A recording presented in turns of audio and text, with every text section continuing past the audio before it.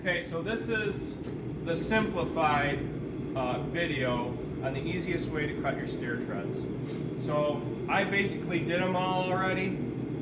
After doing it, it's been a lot of years, and I basically had to relearn a little bit on how to do it. So this is the tutorial here now that I got it kind of perfected. This is a stairwell. In the other video I had the beam, I cut that out, put the header in. I did have to angle my header a little bit because we didn't like how close our head was to it. So these are the finished stairs here. They are absolutely perfect, and we have a formula for that. If you go, the first step is to get your measurement from the very bottom of the floor to the top of your finished floor, which is 114 inches. Now, the next step after you get that measurement, which is 114 inches, come over here, and this is just a short stringer. It's not real. It's obviously too short, but we're using this as an example. And you're going to want to pull about 5 inches. Get your 5-inch mark on the edge of the board, and then my wife has a picture here on her phone that we're going to show you, this mycarpentry.com stair tread calculator.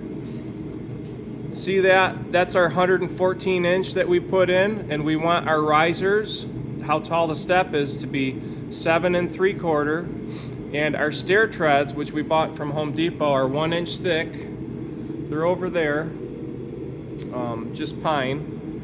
And then the width of our step, we want 10 1/4 inches.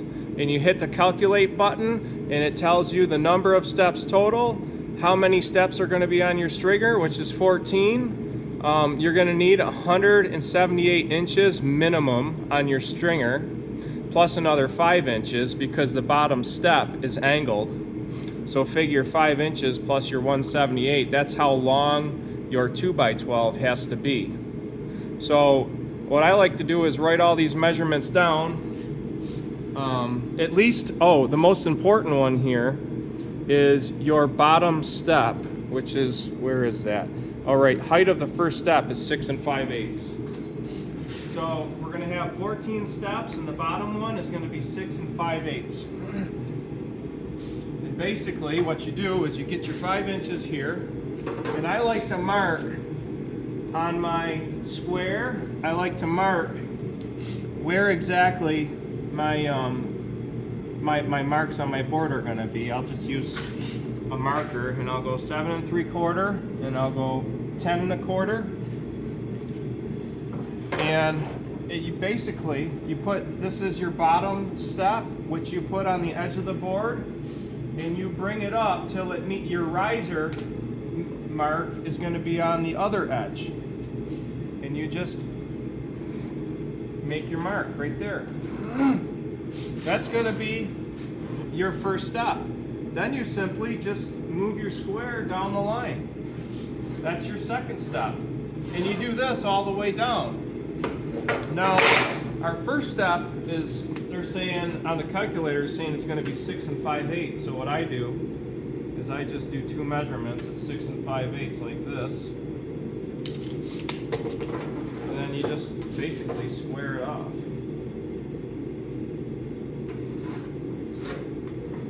Just like that. And then you cut all that out, and that's your first step. And then when you get to the top, on your 14th step, because it's telling us we need 14 steps,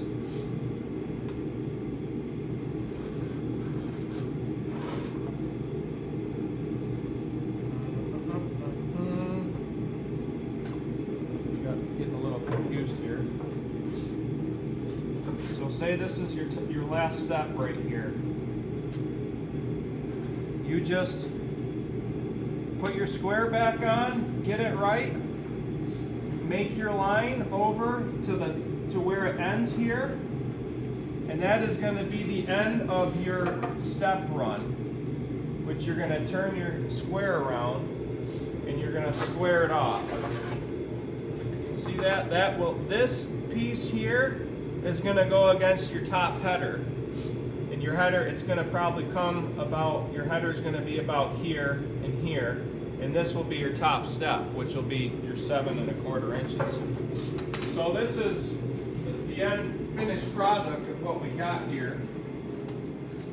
Now this thing sits perfect on the ground, and because of this calculator, which is awesome, it makes it super easy. I put it against my header and I got 7 3/4, the same as all these, all the way down. And then this is basically dead level. So that's it.